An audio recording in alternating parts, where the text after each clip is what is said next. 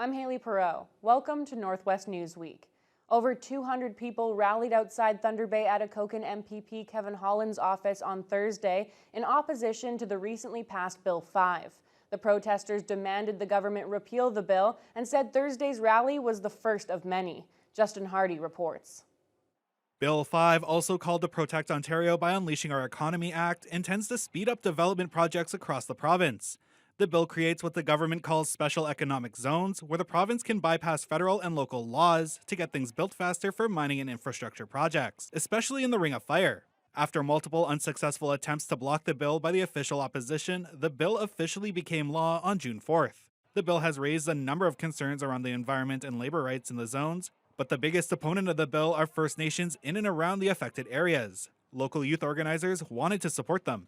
I think what is kind of most at people's the forefront of their minds is the violations against treaty rights for sure. So we're trying to be in allyship with Indigenous communities here who have come out very strongly to say that they have not been consulted with the passing of this bill, and that with the special economic zones, there's definitely a lot of concern about how the Ring of Fire, Eagle's Nest, has already been designated as a site for a special economic zone. The demands of the protesters include the repeal of Bill 5 and the resignation of Minister of Indigenous Affairs and First Nations Economic Reconciliation, Greg Rickford, the representative from Kenora Rainy River. The roughly 225 protesters were joined by local NDP member Lise Vaugeois. She says it's great to see Thunder Bay supporting the fight of the First Nations directly affected by the bill, like many of the bands in her riding. They're absolutely opposed.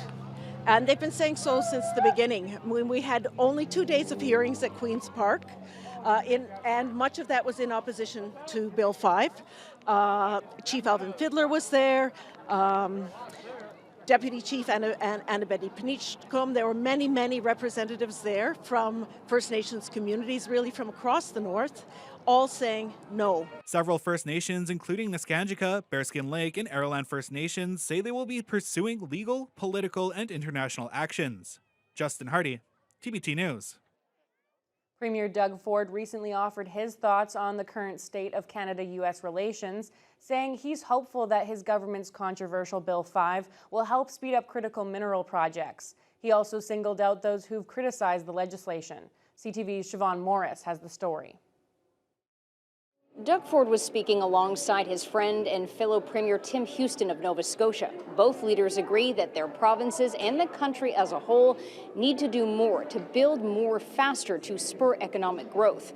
Ford revealed that his government has done some polling, finding 73% of Ontarians support expediting mining. Now, keep in mind, we don't have all the specifics of this poll. We don't know when it was done, what the margin of error might be. And this comes as two First Nations that have signed deals with the government to improve access to the Ring of Fire are speaking out against Bill 5. That includes Araland First Nation Chief Sonny Gagnon, who says his community stands with First Nations trying to have Bill 5 thrown out. The Premier has made it sound in recent days like the Chief is behind his plan and had some pointed words for him today. Does he want the $200 million electricity deal that we handed over to him? Does he want to get off diesel because they live on diesel? Does he want a road that they can actually leave their community and drive? Did he want a community center? Does he want a hockey arena inside that community center? The answer is 1,000% yes, because I shook his hand in my office. Mark my words in this room, he will be moving forward with this. Not because of me, not because of pressure on me, because he's a smart man. And he understands his community needs to prosper. The Premier has said he intends to designate the Ring of Fire a special economic zone as quickly as possible, but the next few months for the government will be about consulting with First Nations and stakeholders. Siobhan Morris, CTV News. Paramedics around the North Shore have voted 97% in favor of giving their union a strike mandate. The vote came during the conciliation phase of contract talks this week between Unifor and the City of Thunder Bay, which operates Superior North EMS. Union President Carrie Jeffords says they're not looking to go on strike, but says the vote sends a clear message about their wages and working conditions.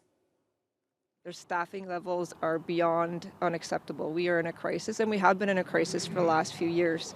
It's just getting worse. For example, in the next 6 or 8 weeks, there's over 300 shifts that are not filled. Unifor represents around 80 members in places like Nipigon, Marathon, and Greenstone. That bargaining unit does not include paramedics in Thunder Bay. Jefford said earlier this week 2 smaller communities did not have an ambulance due to staffing shortages. She adds the situation is leading to very low morale. If conciliation talks fail in July, Unifor wants to go to binding arbitration. If the city refuses that, the union could file a no board report, then go on strike 3 to 4 weeks later if no deal is reached. We've been trying very hard to negotiate a settlement. We've reached an impasse several times over the last 4 or 5 months. We've been to conciliation now one time, and we're in conciliation today and tomorrow. Really, what we need to do is negotiate wages and a wage enhancement so that we can recruit and retain medics in the district. The City of Thunder Bay has issued a statement saying a strike mandate is a routine part of the bargaining process, and the city remains fully engaged in ongoing discussions with union leadership to reach a resolution. Superior North EMS just received the largest batch of recruits in a long time. Most of the 22 new paramedics will be working at bases along the North Shore, filling some much-needed gaps. TBT's Jacob Hamilton has the story. We're really excited to have this great cohort of new recruits. It's exciting for us as a service. The biggest district recruitment class of paramedics in over a decade are about to be sent to a community in the Thunder Bay district. This cohort of 22 recent grads should bring some much-needed relief to a region that has been especially short on paramedics over these last few years during this province-wide shortage. One of the new recruits, Nicholas Mishak, says he can't wait to get started. I'm very excited. It was like a long journey through the 2 years of education, which is very challenging. It's probably one of the hardest programs there is. And just coming to be able to work and help the community that I grew up in is very exciting. They just went through a lot of school, a lot of training to get to this point, so it's a really exciting time in their career. They're full of energy, and we know we want to see them out on the road, and it's a perfect time for them to develop their skills, get out there, learn the ropes, and really help our public in those dire situations. And I think that's exactly what they're looking to do, and we couldn't be more excited about it. This new paramedic cohort is the largest the service has seen in a while, and will hopefully fill a lot of the gaps, especially further out in the district. EMS Chief Shane Muir says that the most of these new recruits will be serving communities outside of the city. So we have 14 that are dedicated for the district service side alone. So that is a large number. I mean, we've seen over the past few years just a couple trickling through. So the graduation numbers haven't quite been there where we need them. And through work with Confederation College and the Regional Health Sciences Center and those really important collaborations and partnerships, we've really been able to bolster our recruitments. And I have to give it to our partners. They've done an outstanding job, and we couldn't be more thankful to them. Recruits are completing their last couple days of onboarding, and their training will be fully completed. The last part they're waiting for is their ID cards from the Ministry of Health, which Muir said should arrive any day now. And you can expect to see them traveling in the EMS ambulances around the district. Jacob Hamilton, TBT News. The union leader for postal workers in the Thunder Bay area is not happy with Federal Jobs and Families Minister Patty Hajdu. On Thursday, she decided to force postal union members to vote on Canada Post's latest offer, a move meant to end a stalemate that's lasted 18 months. Hajdu posted on X announcing that she is exercising her authority to direct a vote on the final offers submitted in late May. The posties went on strike for 5 weeks last fall before they were ordered back to work while talks resumed.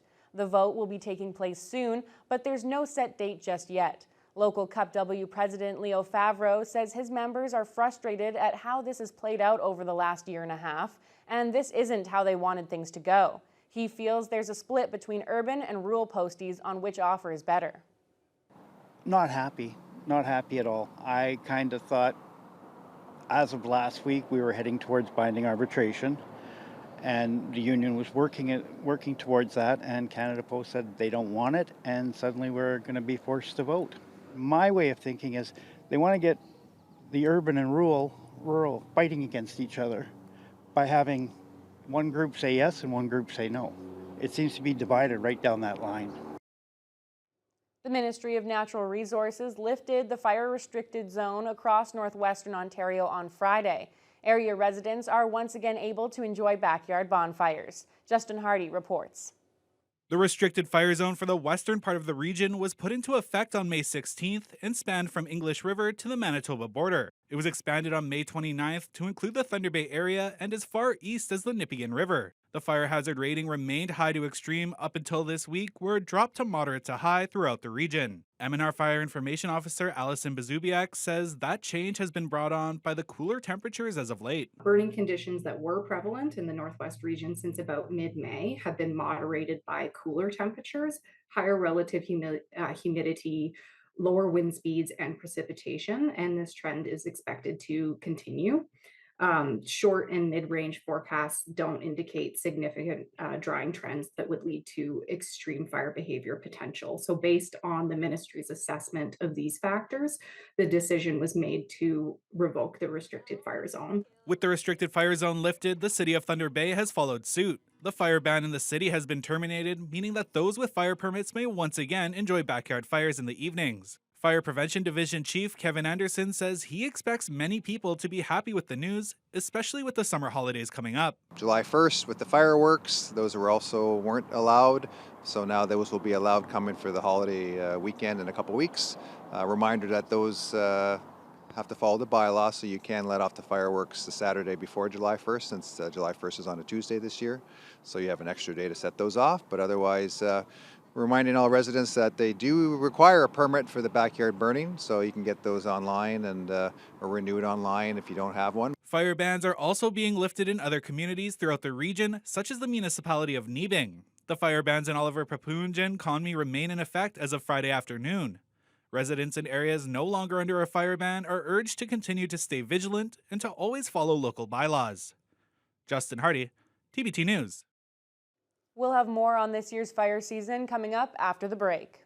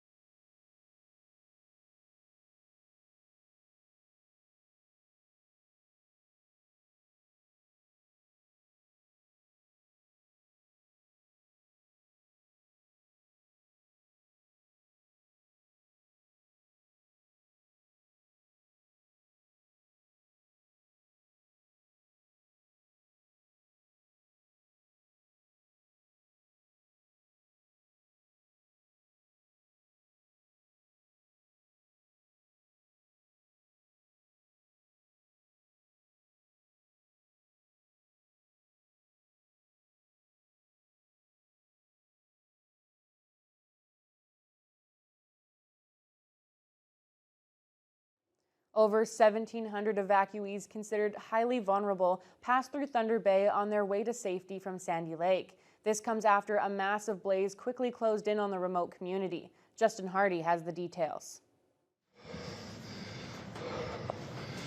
I'm scared.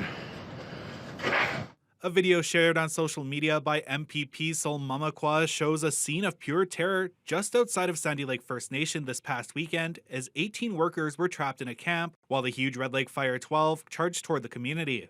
Luckily, these workers managed to make it out alive. Sigfuss in Northern, the employer of many of the workers, reports that the trapped workers were airlifted to safety. Sandy Lake First Nation and its roughly 3,000 residents received evacuation orders on Saturday. Prime Minister Mark Carney announced on social media that the Canadian military was stepping in to lend aid and fly people out of harm's way. The community's most vulnerable residents have begun arriving in Thunder Bay, but they will not be staying here. Instead, our city is acting as a hub where evacuees are awaiting further travel south, according to Deputy Fire Chief Dave Turini. To my knowledge, there were originally 1,700 evacuees designated as vulnerable folks from the Sandy Lake community that will make their way, not all of them, mind you, but the majority of that will make their way through Thunder Bay on their way to Southern Ontario. Currently, there are no plans to house any of the evacuees here, especially at the scale demanded by the population of Sandy Lake. Capacity is always tight in Thunder Bay.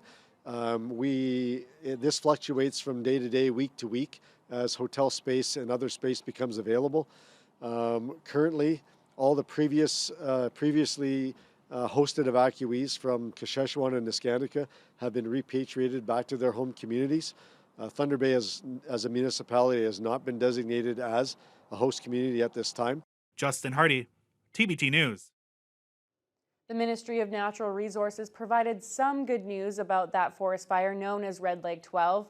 Widespread rainfall, along with firefighting efforts, managed to keep the edge of the fire away from Sandy Lake First Nation.